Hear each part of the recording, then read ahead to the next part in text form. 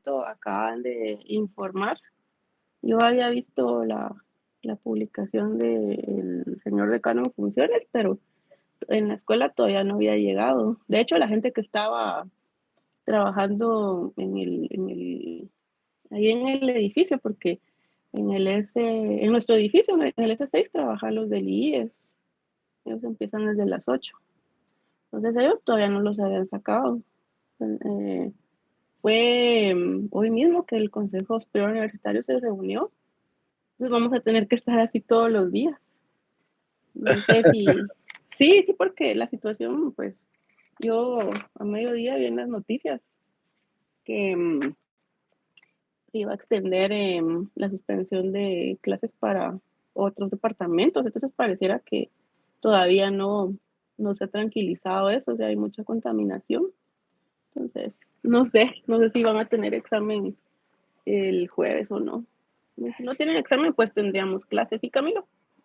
Yo vi que la Conred iba a pedir que el presidente declarara estado de excepción porque necesitaban como más recursos, tanto humanos como de presupuesto para combatir con los diferentes incendios que hay alrededor del país. Sí, eso fue al mediodía, ¿verdad? Que Sí, habían yo como 40. como había examen, yo cuando es así ni salgo a almorzar porque para terminar mis actividades y no salí de todos modos ni hubo presencialidad. ¡Hala, no! Pero ya comió. No, sí, como en mi lugar, pero yo aprovecho para ver un partido o algo. Entonces, lastimosamente no se pudo. No vio la Champions. No la vi. ¿Cuál es su equipo favorito? El Barça. Ah, ok. Así que no quiero oír otras cosas. No. Ahí se me desconectó, permítame. No, pero sí, aunque no juegue el Barça, a mí me gusta ver los partidos de la Champions. Ahí está.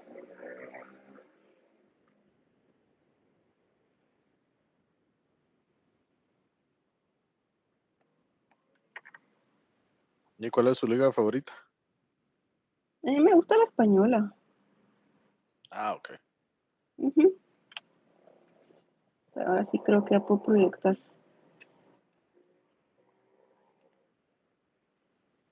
Ahí está.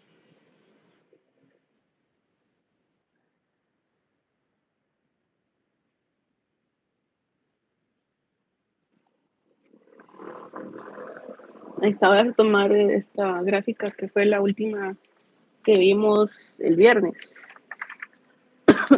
Entonces, hablábamos de un equilibrio en el mercado de trabajo, ¿verdad? Al igual que en cualquier otro mercado donde las fuerzas del mercado pueden determinar ese equilibrio, es decir, de la oferta y la demanda son iguales, hay una intersección entre ambas curvas.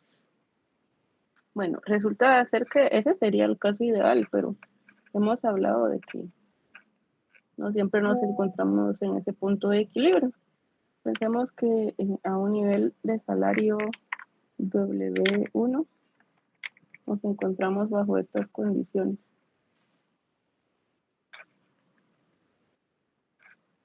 Y aquí ya no les expliqué las curvas porque ya lo habíamos visto. Pero llamémosle a este nivel de trabajo LS1 y a este LD1. ¿Qué está pasando en ese punto? ¿Cómo le punto? ¿Qué está pasando en ese punto? En el punto de equilibrio. No, en los puntos que dibujé, Que el no hay punto B. punto de equilibrio. O sea, ajá, exactamente ahí no nos encontramos en una situación de equilibrio, ¿verdad? Hay un desequilibrio. ¿Cómo se hace ese desequilibrio en ese punto? Que por eso retomé este caso. Quiero que veamos algo ahí. ¿Qué está pasando en ese punto? En el punto B.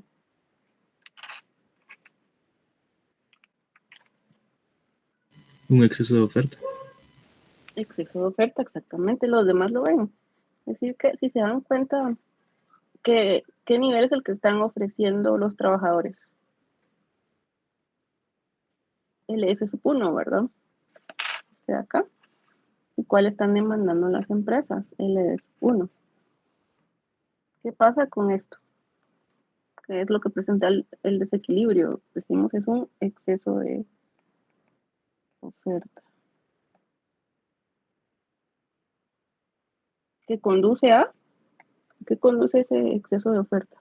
Desempleo. Exactamente. Desempleo. Entonces, y aquí es importante considerar también otros factores. No solo el desempleo, porque aquí estamos viéndolo a un nivel todavía sin aterrizar en alguna escuela del pensamiento, pero en general podemos también asociarlo a por qué a veces los gobiernos intervienen incluso en el mercado laboral. ¿De qué forma intervienen en el mercado laboral los gobiernos?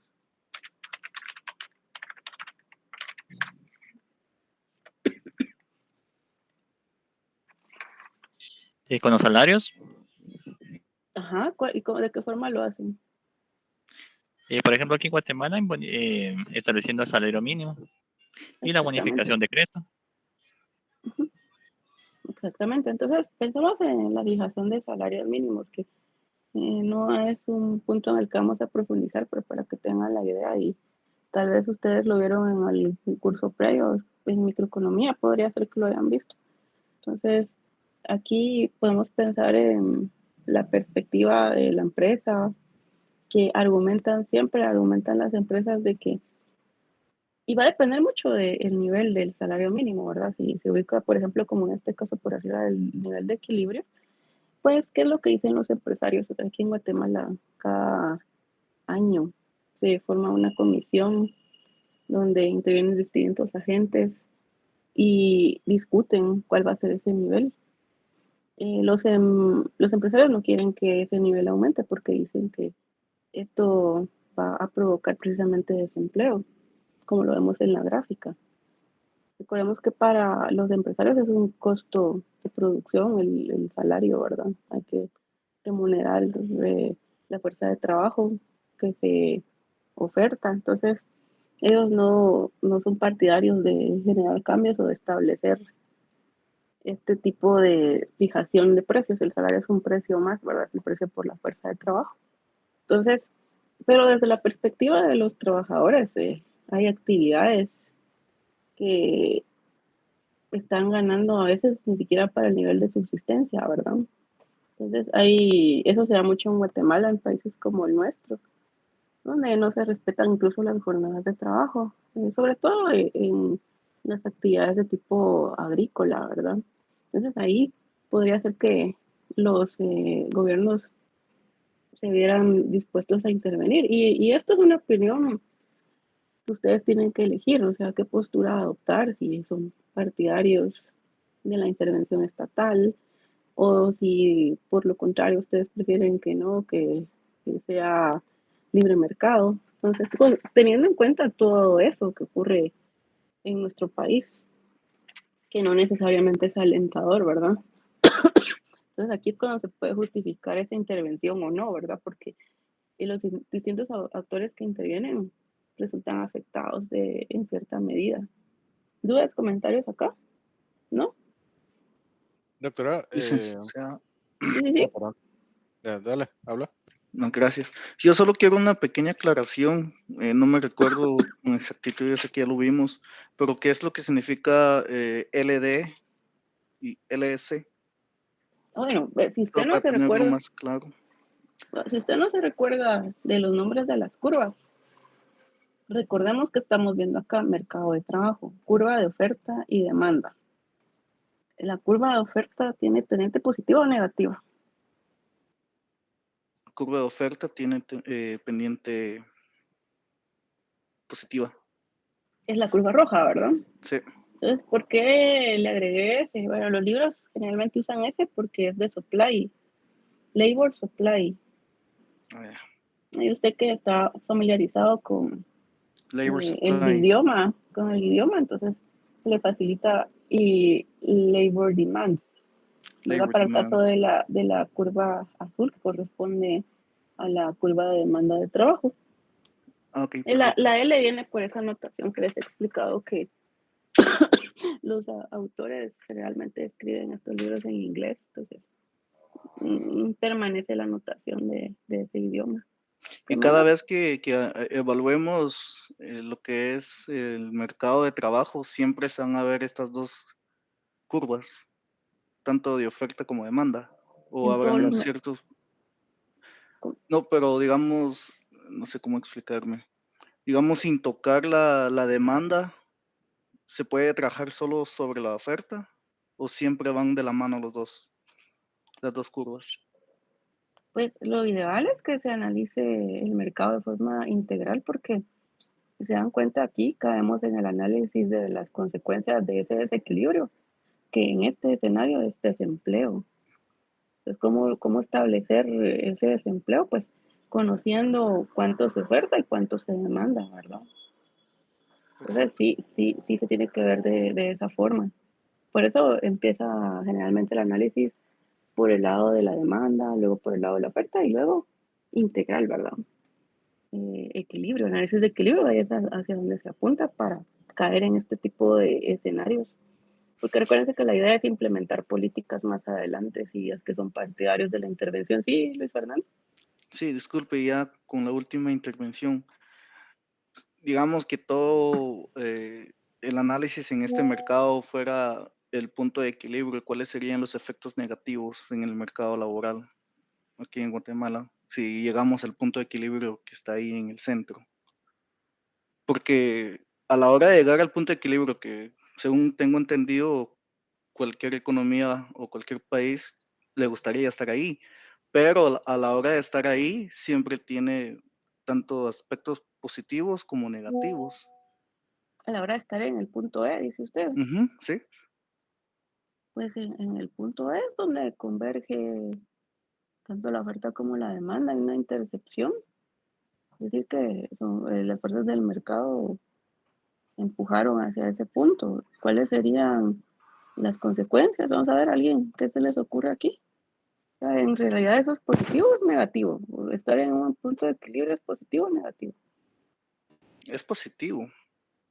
Sí, o sea, los desequilibrios son los desajustes en los mercados, son los que nos preocupan a los economistas. Si todo fuera así siempre en el punto E, no habría necesidad de preocuparnos de nada.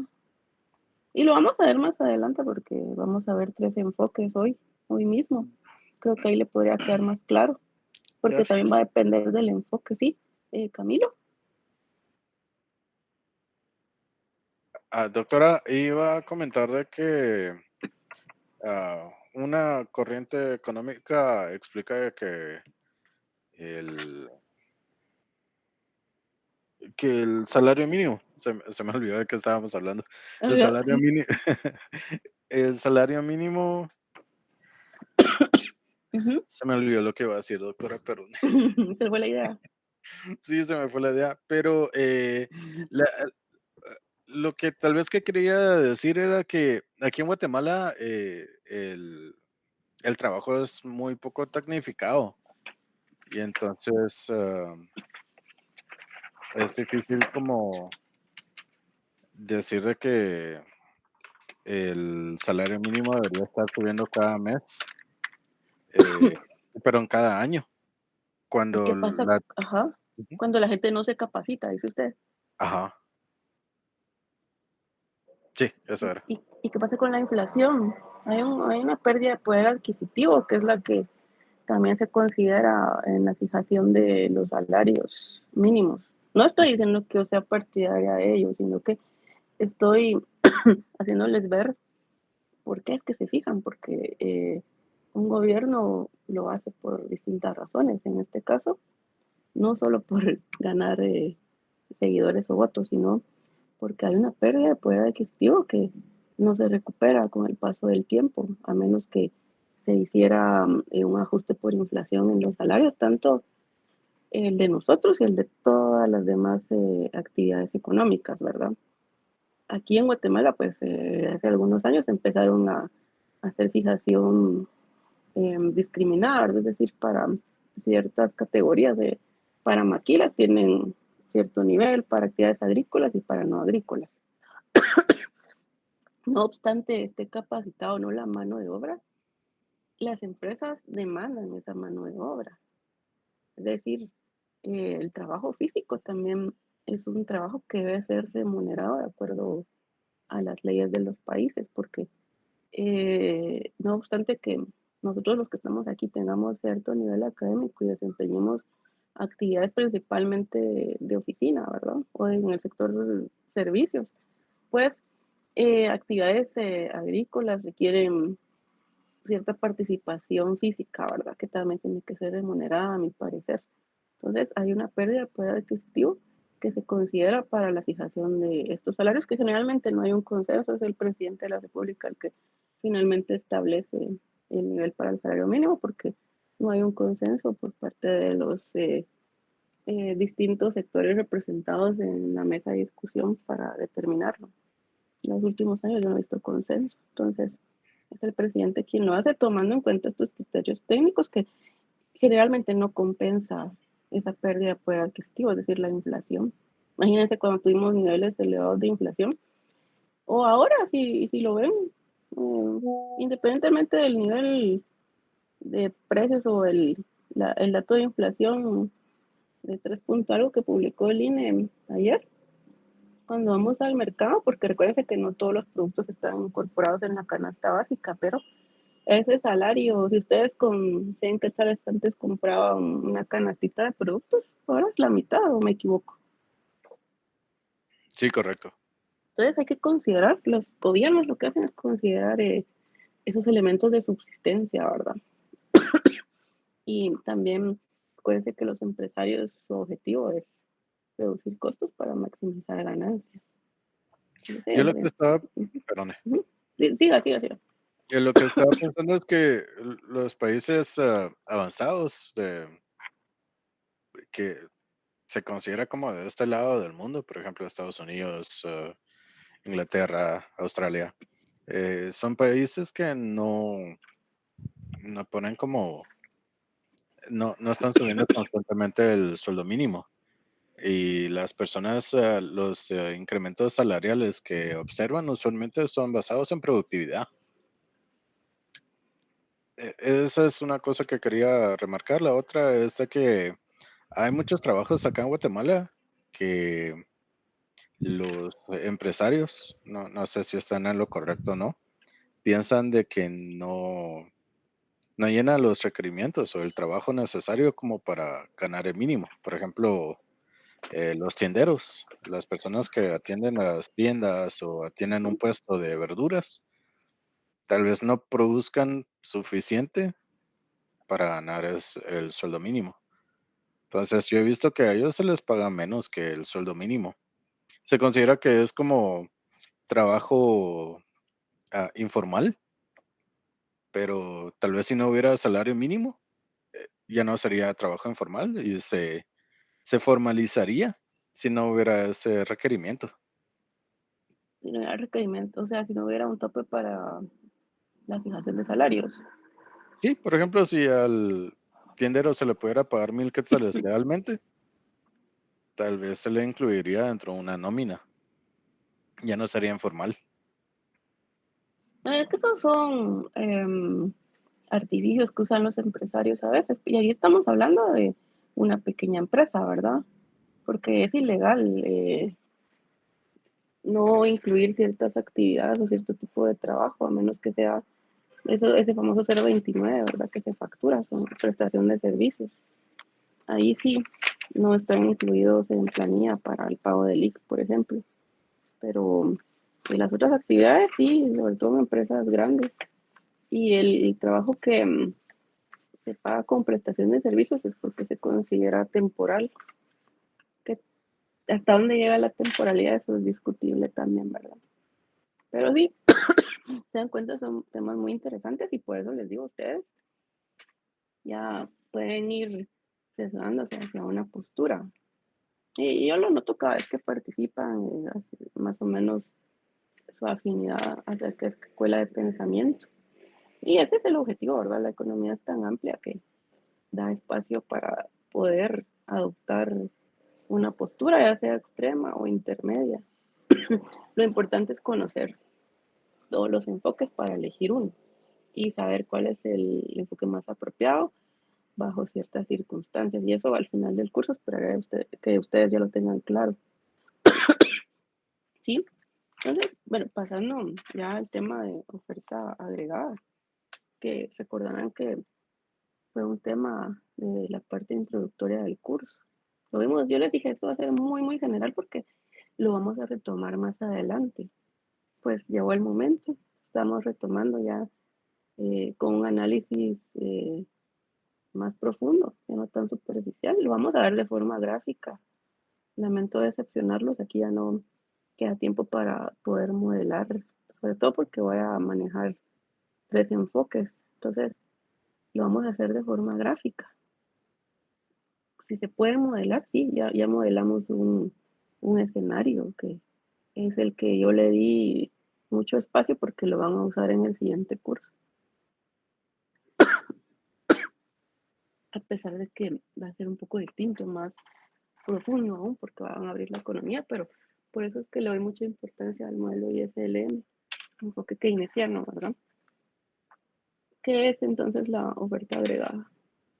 Lo tienen ahí en pantalla, ¿verdad? Va a ser el valor total de, no solo de bienes, sino también de servicios que las empresas que están instaladas, por ejemplo, en Guatemala, están dispuestas a producir y vender para un nivel de precios dado en un periodo de tiempo definido, ¿verdad? Que puede ser a distintos horizontes. Cuando hablamos de oferta agregada, hablamos de PIB. Vamos a mantener la notación que usamos al inicio, ya con miras a incorporar ciertos elementos aquí. Es importante tener presentes los postulados de las escuelas de pensamiento. Pero antes de entrar a ello, recordemos que también esto sí, lo pueden encontrar en la primera presentación que vimos, la parte introductoria. Entonces, ahí, y por eso no profundizo mucho, pero a manera de recordatorio, hay distintos determinantes que pueden afectar el nivel de la oferta agregada. Estos principalmente, pueden haber más. Son los costos de los factores de producción, la productividad y los salarios nominales. Ahí Camilo hablaba de productividad. Entonces, cuando hablamos de productividad, hablamos de qué aspectos.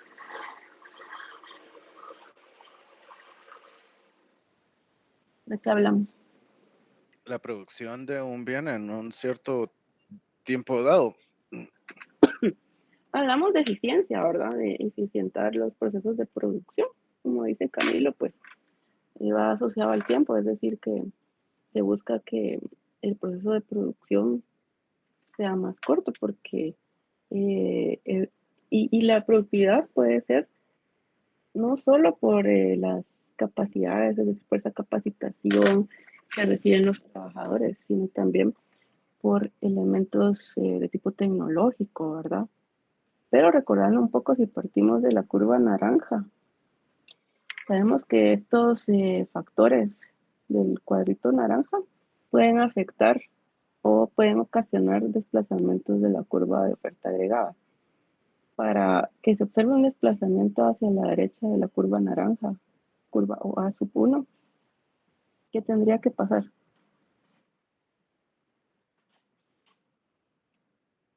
Tendría que modificarse uno de los factores. Ajá, un ejemplo. El costo de los factores de producción que se reduzcan o incrementen. Bueno, que se reduzca o que se incrementen para moverse a la derecha. Hacia la derecha, perdone. A la verde, ¿sí? Tendrían que reducirse. Exactamente. Sí, por ahí veo, vamos a ver, Edgar y Luis Fernando han levantado la mano. ¿O era para decir lo mismo? Sí, licenciada, para lo mismo. Sí, era para complementarlo. Ok, perfecto. Y para que se mueva hacia la izquierda, la curva naranja, pues veríamos el caso opuesto, ¿verdad? Un incremento de los costos de producción o una reducción de la productividad, por ejemplo, ¿verdad? Les decía, vamos a ver 3 escenarios. Ya hemos hablado de uno de ellos. Todo lo que vimos del modelo ISLM se encuentra contextualizado en el corto plazo. Te decíamos que es un análisis keynesiano y aquí el salario nominal es independiente del nivel de la actividad, el nivel de precios es constante. Por eso no teníamos mayor complicación en cuanto al análisis, porque consideramos precios constantes, ¿verdad? Que los precios son rígidos. Eso porque en el corto plazo, ya decíamos, se mantiene el nivel de precios. Y de esta cuenta, la oferta agregada es perfectamente elástica. El segundo escenario sería un caso intermedio, la verdad. Vimos 2 casos extremos para el modelo del mercado de trabajo. Aquí incorporo el mediano, ya que estamos haciéndolo de forma gráfica, porque me parece que es también interesante considerarlo. No siempre nos encontramos en casos extremos. Y en la realidad ustedes también van a ver en la literatura o en internet, pueden encontrar más que todo el caso intermedio, que es el de mediano plazo. No hay un consenso para definir la temporalidad de cada plazo. Les he dicho que el corto plazo a veces se considera hasta un año. El muy, muy corto plazo es de un día para otro. El mediano plazo podría ser por ahí por 10 años. El largo plazo ya hablamos de unos 50 años. El mediano plazo incluso podría ser 5 también. Si ustedes van a hacer un trabajo en el contexto de alguno de los 3 escenarios, es decir, van a definir, bueno, este es un trabajo enfocado en el mediano plazo, tienen que definir cuál es la temporalidad para evitar inconvenientes, ya que no hay un consenso, en la literatura no encuentran un consenso. En el caso del mediano plazo, los incrementos en el nivel de la actividad económica, reducir la tasa de desempleo, van a producir incremento de los salarios y van a elevar entonces los costos de producción, que es el pensamiento usual que se tiene cuando planteamos escenarios. El nivel de precios en la economía y los costos de producción aquí sí pueden tener cierta variación. Entonces las empresas van a estar dispuestas a ofrecer una mayor producción, pero a un nivel de precios mayor, ¿verdad? Sí. En lo que respecta a largo plazo, aquí los precios no influyen en el nivel de actividad económica. O sea, no hay incidencia sobre el nivel para el Producto Interno Bruto. La oferta agregada es perfectamente inelástica. ¿Sí? Entonces vamos a considerar estos 3 escenarios de aquí en adelante. Ya falta muy poco. Unos 2 temas más son los que faltan, que todavía faltan el parcial de nosotros, el parcial del otro curso, la resolución del examen. Imagínense cuántas clases quedan. Por ahí viene un laboratorio que creo que lo voy a tener que asignar ya porque el tiempo se acorta. Tampoco he podido definir la actividad que les ofrecí porque si sigue cerrado habrá que implementar otro sistema, pero no sé, como les decía al inicio, esta es una decisión que se hace de forma diaria. Pero bueno, vamos a ver cómo resolvemos eso, pero en cuanto a clases ya no nos quedan tantas. Son otras actividades las que quedan. Ya vamos llegando al final. Y esta parte se ve un poco más breve porque ya se comprende de mejor forma elementos que hacen aterrizar de una manera más rápida. Y recordemos el caso keynesiano, es el que hemos estado viendo, es el modelo ISLM, que corresponde al corto plazo.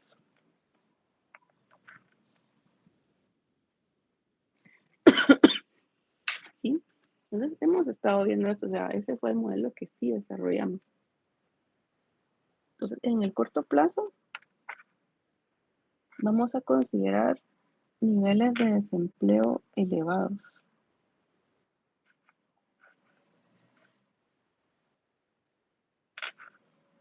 Y esto tiene sentido. ¿Saben por qué? Porque recuérdense cómo surgió la teoría de Keynes. ¿A raíz de qué surgió esa teoría? La Gran Depresión.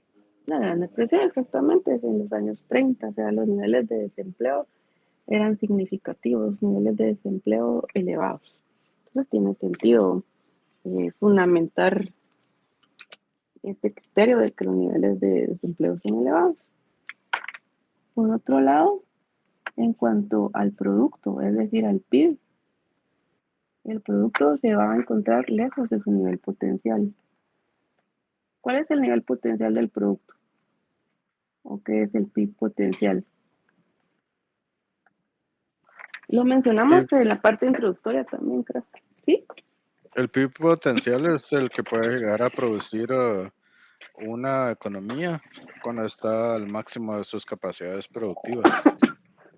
Sí, y es el nivel de producción de largo plazo, ¿verdad?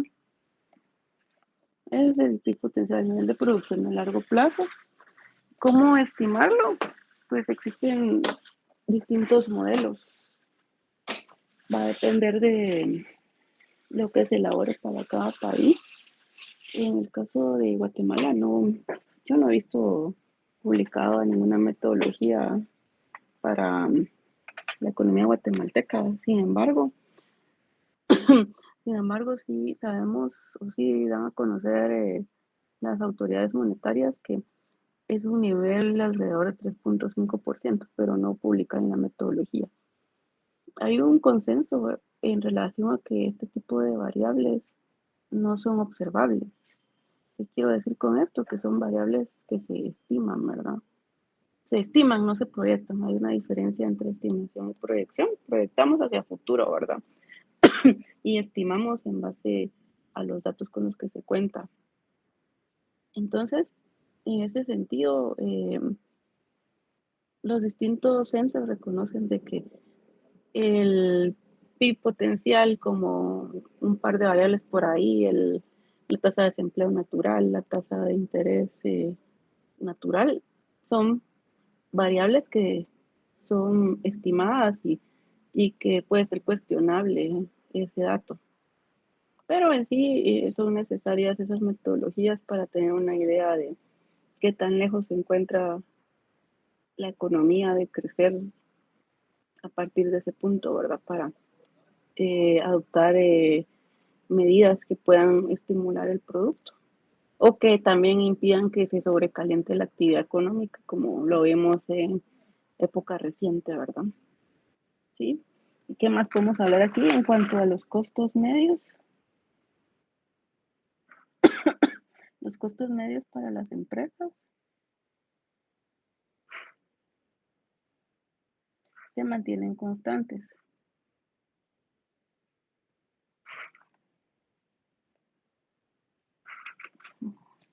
Aquí creo que no se me entiende, vamos a ver.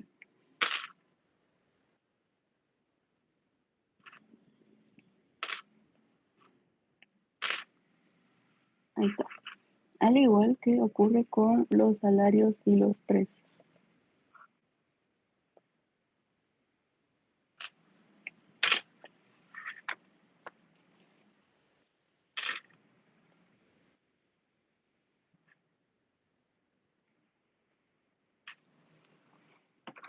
Teniendo en cuenta esto, ¿cuál es la forma entonces de la curva de oferta agregada en el corto plazo? Sabiendo también que es perfectamente elástica.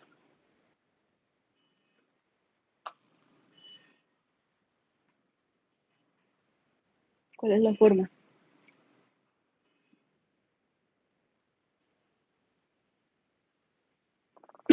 ¿Alguna idea por ahí?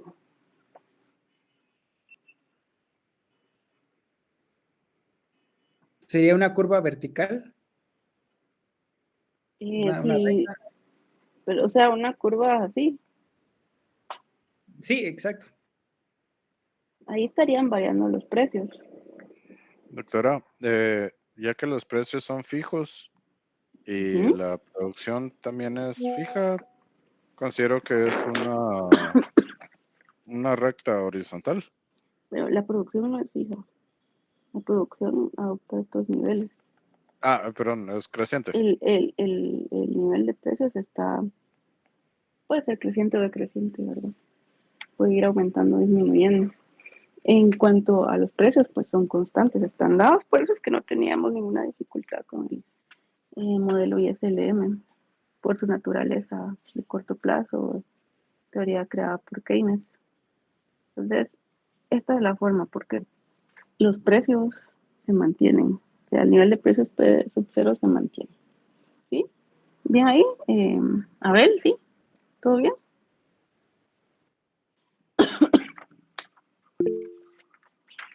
Sí, sí, Sebastián. Licenciado, a mí me causa duda esto de los costos medios, ¿por qué se consideran constantes? Porque hasta donde yo recuerdo, por ejemplo, si la producción, digamos, óptima baja, los costos medios suben.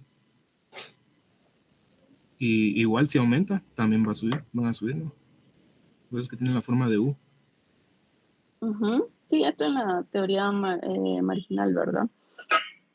Bueno, aquí sí se mantienen constantes, dada la naturaleza del modelo, es decir, tiene que ver también con los precios. Debido a los precios, esos costos medios no varían, es debido a los precios. Ya, entonces sería parte del supuesto del modelo que estamos viendo, entonces. Exactamente, parte Ya. sí, estaba implícito en el modelo keynesiano, pero es parte justamente de los postulados de esta escuela del pensamiento. No es que aplique, de hecho vamos a ver dos gráficas más para los otros escenarios. Entonces, en el contexto de corto plazo, sí se observan estas características, solo en el corto plazo. Esto no aplica para los otros dos escenarios, por supuesto. ¿Sí? ¿Más claro? Sí, gracias.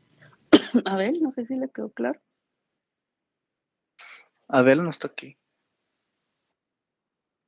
¿Quién fue el que me dijo lo de la curva vertical? Soy yo, licenciada Cristian. Sí. Ah, Cristian, perdón, es que no sé, en un momento escuché la voz de Abel. No, él no habla así, le digo. No, y no hay ningún Abel aquí también, dice perdón. Él está en el otro curso, Lo podemos invocar, doctora. pero sí sabemos Sí, quién ¿verdad? es. Pero Ahí le no vamos a creo que mandar sus saludos, no se preocupe. yo lo veo mañana. No creo que él quiera regresar. A la Él gran. él quiere seguir avanzando, por eso. Él quiere seguir avanzando. Basta, Isaura, con verlo en desarrollo, dice. Sí. Ay, no, qué mala. No, pero espero que les parezcan interesantes estos temas que son relevantes para nosotros los economistas. Estoy asumiendo que ustedes ya son economistas también, solo les falta certificarse. Gracias, Bien. doctora. Bien, Gracias por ese mérito, ni yo me lo creo. pues entonces hay que trabajar para creérselo. O tal vez porque se estén exigiendo más, lo cual es bueno.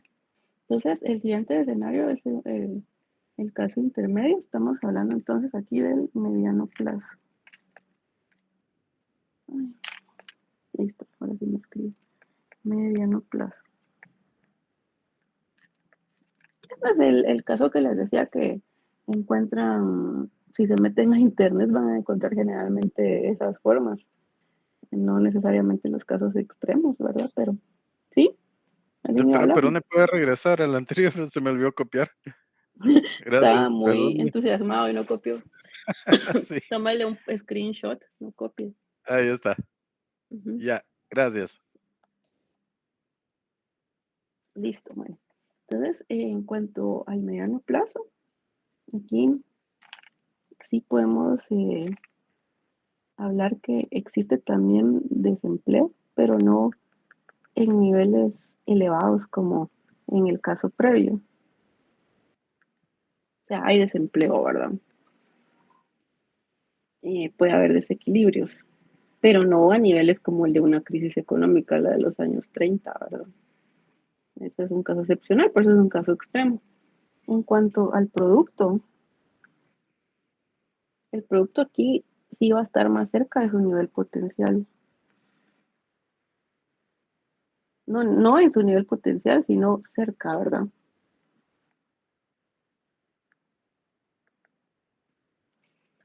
Y los costos medios aquí sí se comportan de otra forma. Costos medios de las empresas son flexibles. Y esto tiene relación con lo siguiente. Con que los salarios y los precios son flexibles.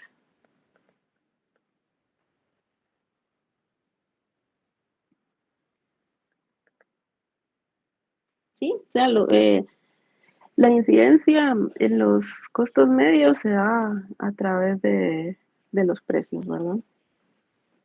Por esa razón es que aquí sí tienen cierta flexibilidad. ¿Sí? Entonces, teniendo en cuenta estas consideraciones, ¿cuál es la forma de la curva de oferta agregada o cuál es la pendiente?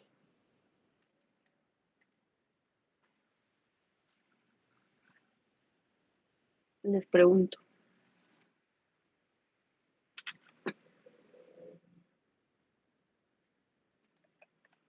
Creciente. ¿Creciente, pendiente? ¿De qué tipo? Yo digo que es negativo, porque a mayor producto va a ser más bajo los precios. Igual a mayor producto se requiere mayor nivel de empleo y entonces la productividad marginal va a bajar y los precios también bajan. Aquí vamos a ver, por aquí lo tengo. Pero como es de oferta, a mayores precios van a querer producir. Aquí iba a regresar precisamente a esa parte. Cierto.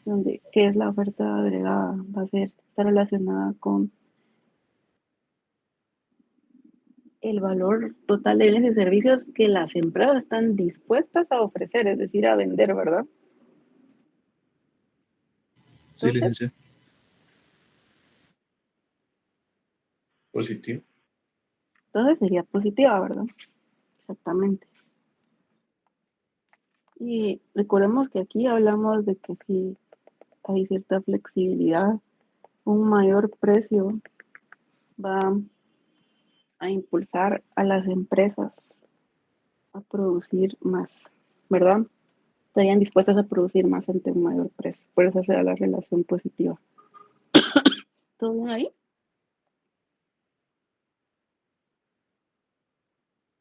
Veamos el otro caso interesante, el caso clásico. Hablamos del largo plazo. Aquí, por eso, desde el inicio del curso, les manifestaba mi interés en que ustedes recordaran todo lo asociado a las doctrinas económicas, principalmente de estas dos escuelas extremas, la clásica y la keynesiana, ya que de ahí se derivaron las siguientes escuelas. Entonces, en el largo plazo, ¿cómo se encuentra la economía? ¿Qué pasa con el desempleo? Licenciada, perdone, ¿podría regresar a la de corto plazo? ¿A la de mediano o a la de corto? A la de corto. Listo, gracias, licenciada. Puede ponerlo de mediano, perdone. Gracias.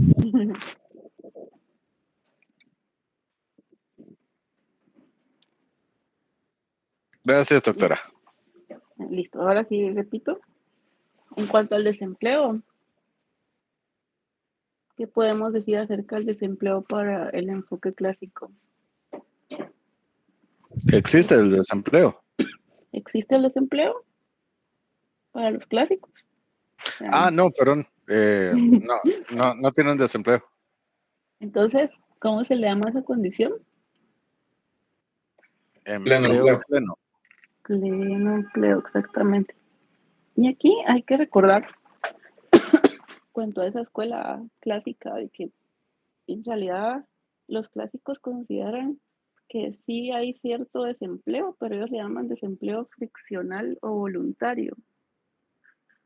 Y ustedes pueden googlearlo ya que están en sus computadoras, que es el empleo friccional, y es aquel desempleo que se da cuando nos trasladamos de un trabajo a otro, por ejemplo, ¿verdad? Es decir, es una decisión propia de buscar o ubicarnos en otra empresa.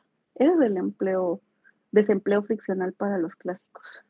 Un desempleo voluntario, ese es el único desempleo que ellos consideran, pues sea por las fricciones de la economía. O sea, diríamos que es temporal, ¿verdad? Si lo googlearon, deben encontrar algo más o menos parecido a lo que les... ¿Sí o no? Sí, doctora. Para que vean que no les estoy mintiendo. Entonces, aprovechando que ahí tienen la tecnología, pues hay que usarla. Y no me crean todo lo que digo. Es mejor tener dudas. Pero si me van a cuestionar, que sea con argumentos sólidos, ¿verdad? Eso sí. Bueno, ahora pensemos en cuanto al producto. ¿Qué podemos decir acerca del producto?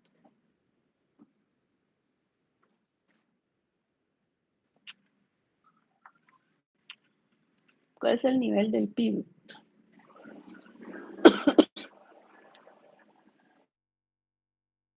¿En qué nivel se encuentra el Producto Interno Bruto para los clásicos? ¿Alguien? ¿O no? ¿No se recuerdan? No, doctora. Acabamos de mencionarlo. El producto se va a encontrar en su nivel potencial.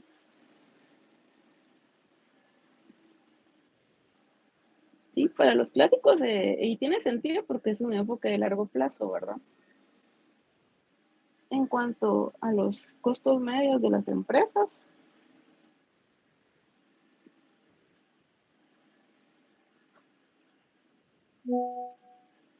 estos son totalmente flexibles,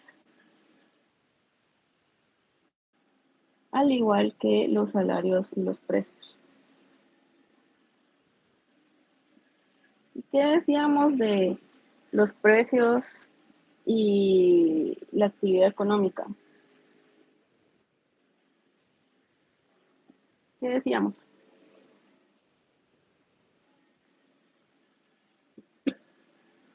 Que no afectan el nivel de la actividad económica, ¿verdad? Entonces estaríamos hablando de una curva completamente vertical. La economía para los clásicos se encuentra en este nivel, el nivel potencial, en el Y estrella. Y los niveles, los precios no van a afectar ese nivel de producción. O sea, son totalmente flexibles. Sí, ya se van recordando un poco de las doctrinas económicas. Es que en esa clase solo nos hablaban de Marx, doctora. Ya un poquito. No solo Marx. ¿Quién les dio doctrinas 1 y 2? Doctrinas 1, no sé si la licenciado Castañón. Castañón, sí. Y la 2 es la licenciada Lisette Marroquín. Sí. Gracias a Dios me lo recibí con ella. No, es que, bueno, también hay diferencias en cuanto a las jornadas a veces también. No, lo que pasa es que ella tuvo un accidente, entonces el auxiliar nos terminó dando clases, al menos cuando yo estaba recibiendo doctrinas. ¿Y qué tal Pues era el auxiliar? Muy bueno, al menos bueno. yo sí le entendí muy bien y sí, la licenciada Lisette, no es por hablar mal de ella, pero sí metía más a Marx. No permitía opiniones. Y cuando uno preguntaba algo que no le gustaba, se enojaba y nos gritaba. Ay, recuerdo que yo recibí los 2 cursos con ella y a nosotros nos dejaban encerrados cuando había partido. No nos dejaba salir para que recibiéramos la clase porque cuando había eliminatorias uno quería ver los partidos, entonces ella nos cerraba la puerta, ponía un escritorio Y lo y peor que yo salíamos recibí tarde. socio también con ella. Socioeconomía, sí. Desde el primer semestre la conocí. Pero ella tiene muy buena literatura porque yo me recuerdo, y seguramente ustedes vieron el libro de Carataev, es muy bueno. Sí, muy bueno. Sí, yo lo fotocopié. Recuerdo que no lo conseguí porque es un libro muy antiguo, pero los aspectos doctrinarios son muy buenos. Y tenía otros dos, porque ese de Carataev no me recuerdo si son 2 tomos. No recuerdo bien si son 2 tomos. Y usé como 2 libros más y nos hacía comprobaciones de lectura. El curso, en realidad, si uno le desarrollaba los temas, porque en aquel momento ya pedía desarrollo de temas y para hacerlo había que leer bastante. Entonces, al menos yo sí aprendí bastante en esos 2 cursos. Y si no, pues aquí pues no estamos dando acá hacía mucho detalle en las escuelas, sino que los aspectos que nos van a ser útiles para identificar el enfoque y saber cómo se van a comportar las variables que intervienen, porque los enfoques van a marcar la diferencia. Y lo vamos a ver ya cuando en la siguiente clase, cuando estemos hablando de equilibrio general. Ya para llegar ahí, imagínense, tenemos que tener todos estos conocimientos, micro, macro, doctrinas y matemáticos en cierta medida, ¿verdad? Pero bueno, entonces en el largo plazo hablamos de que los salarios nominales, esto lo dejé aquí para remarcar, porque sé que no lo tienen tan presente, pero los salarios nominales, los precios son totalmente flexibles, decíamos, entonces la producción va a dejar de depender de los precios y variaciones, como lo veíamos acá, variaciones en los precios no van a afectar ese nivel, como si veíamos que ocurre en el corto plazo. ¿Sí? ¿Todo bien hasta acá?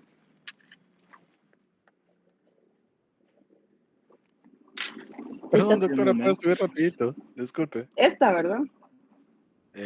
No, la de abajo. Esa, gracias. Ya le tomé. Doctora, yo tengo una duda. Sí, adelante. Bueno, tengo 2 dudas. ¿Por qué? La primera es por qué los clásicos son, keynesiano es a corto plazo y clásico es a largo plazo. No entiendo esa caracterización. ¿Por qué el enfoque? Bueno, es que los clásicos, ¿se recuerdan a Adam Smith y David Ricardo? Ellos son los máximos exponentes. David Say, que cada oferta crea su propia demanda. Para ellos, la economía no necesita intervención del gobierno. Entonces, estamos hablando de que en el largo plazo hay un reajuste de las variables. Y se les conoce como estabilizadores automáticos o amortiguadores. Es decir, que las economías por sí solas encuentran el equilibrio siempre. ¿Por qué el largo plazo? Porque el contexto de su análisis apunta hacia el largo plazo. Y creo que con Keynes queda más claro, ¿verdad? Keynes aplica políticas debido a la crisis, a la Gran Depresión, porque en ese momento él dijo, bueno, aquí la única solución es que el gobierno intervenga. Hay muchos niveles de desempleo, las empresas están cerradas, entonces no vamos a salir de ahí, porque este pensamiento vino después de la teoría clásica, ¿verdad? Ante esta situación de la Gran Depresión.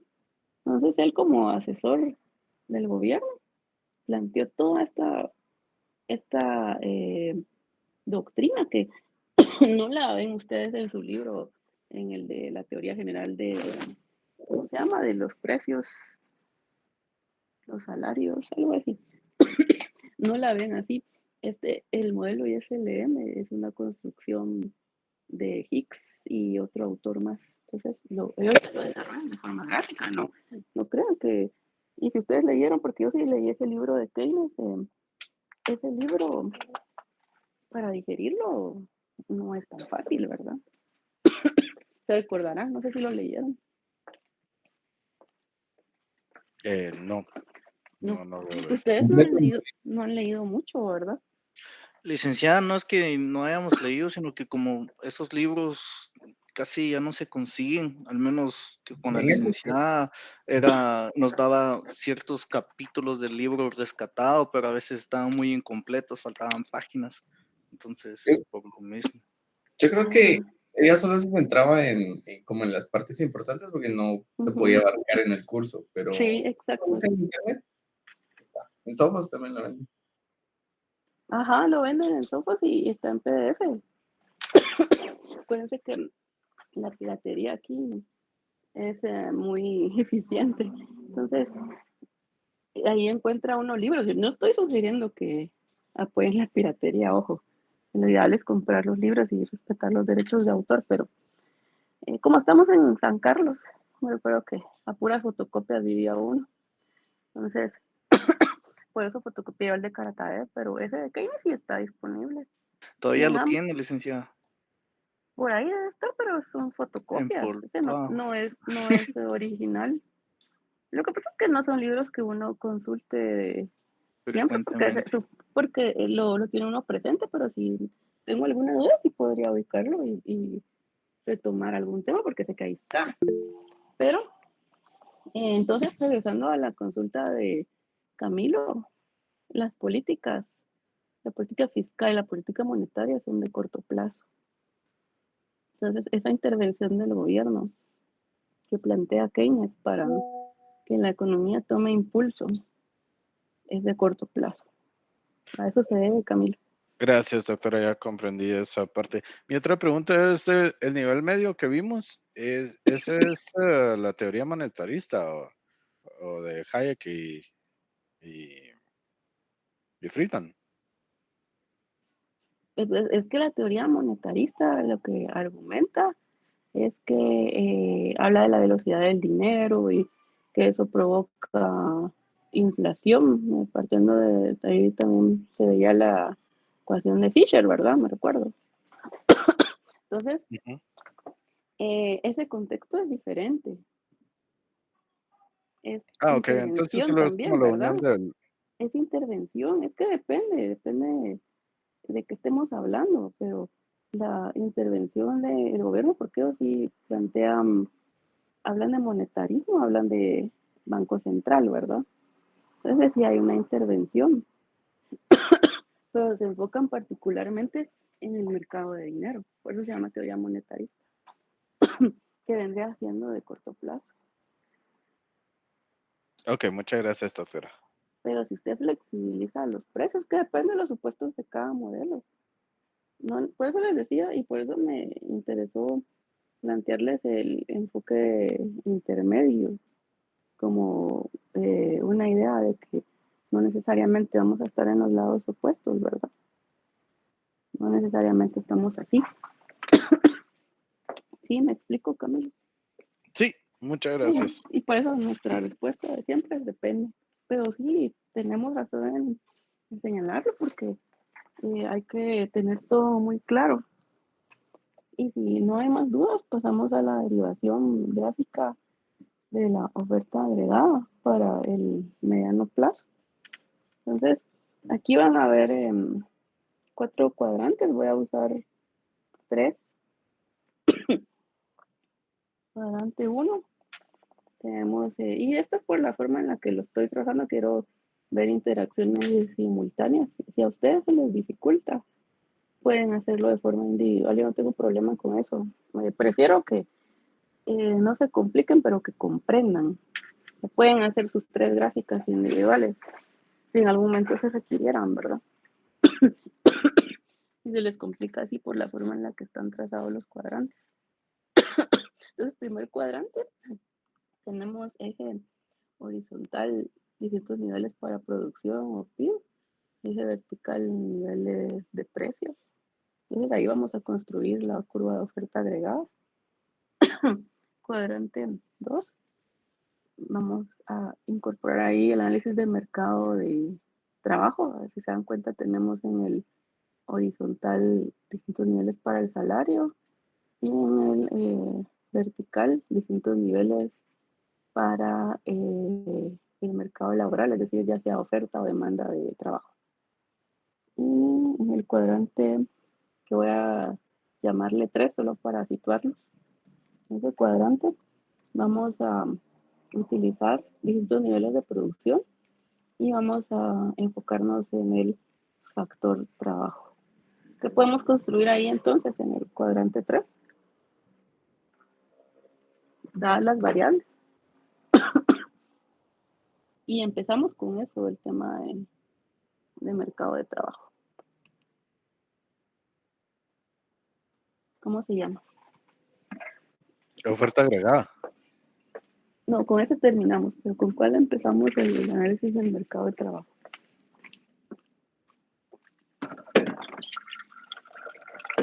Con la demanda ¿Demanda de qué?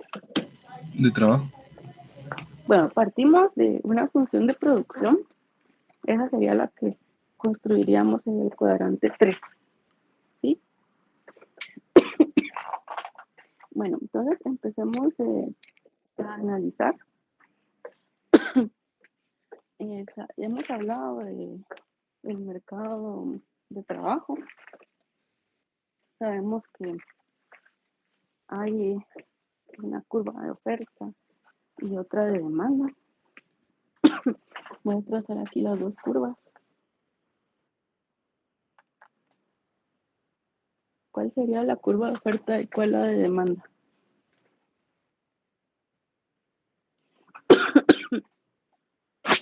La oferta sería la roja y demanda la azul.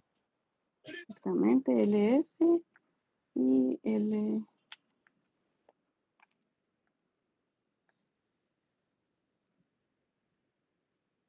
¿Verdad? Y hemos hablado de un punto donde se interceptan ambas curvas, es decir, allí podemos hablar de un equilibrio para el mercado de trabajo, es decir, la cantidad de trabajo que se demanda es igual a la cantidad de trabajo que están ofreciendo los distintos agentes económicos, ¿verdad? A un nivel WE que corresponde al salario de equilibrio para ese punto. Sabiendo eso, recordamos que para producir cierto bien, la empresa va a estar, o las empresas a nivel agregado van a estar demandando o necesitando o empleando esa cantidad LE del factor trabajo. Entonces podríamos dibujar una curva que representa la función de producción más o menos de esa forma. Hay un punto máximo, decíamos, que representa aquel nivel donde las empresas están maximizando la producción. Más allá de ese punto, decíamos que se vuelve ineficiente el proceso productivo, ¿verdad? En ese punto, entonces, se alcanza el nivel de producción QE, que es ese nivel donde se maximiza la producción. Y más allá, ya no hay ganancias, ¿verdad? Y ese nivel sería igual al nivel de equilibrio para la producción en el modelo de oferta y demanda agregada. Como estamos en el mediano plazo, pensaríamos en que ya lo vimos, la curva de oferta agregada en el mediano plazo tiene una pendiente positiva.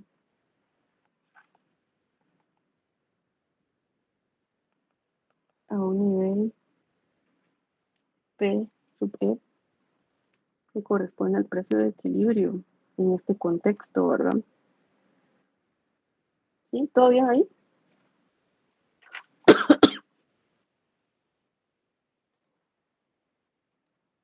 ¿Todo bien? Sí, doctora. Sí, entonces ya sabemos por qué tiene esa forma la curva de oferta agregada. los precios son flexibles, es decir, que ahí podríamos analizar también variaciones que van a tener consecuencias en los 3 cuadrantes, ¿verdad? ¿Están de acuerdo?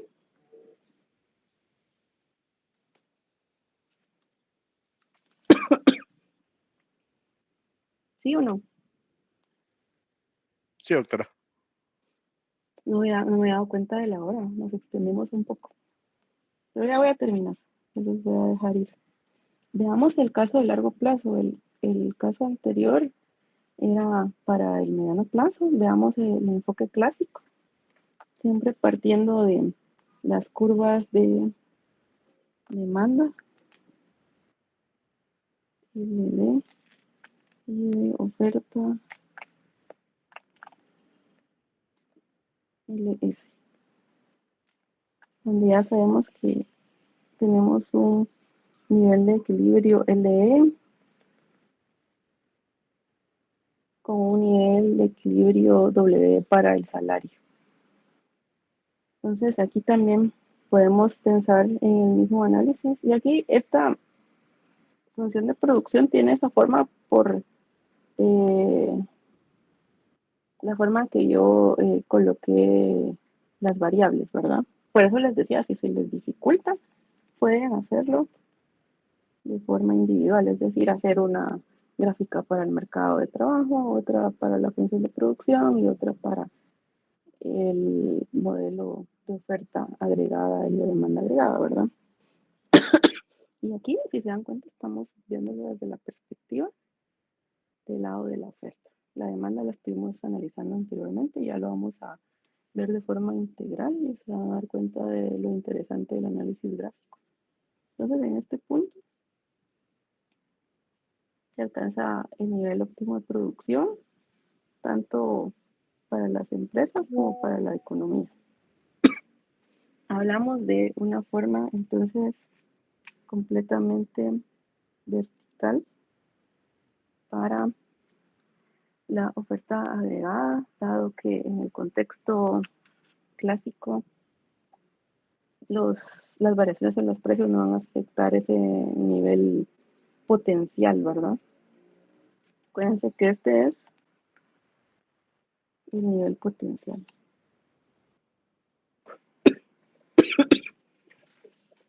¿Sí?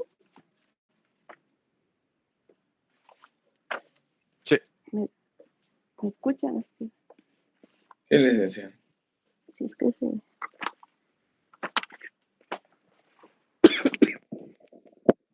me acabó la batería en los audífonos. Dame un segundo. Un segundito.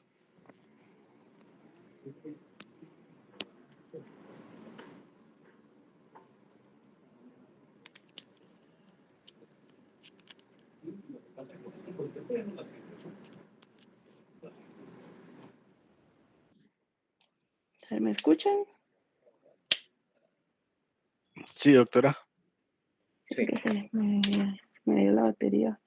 Bueno, aquí ya para terminar, pensemos en qué podría estimular un mayor nivel de producción en el largo plazo.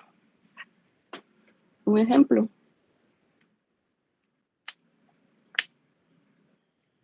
La reducción de la tasa de interés.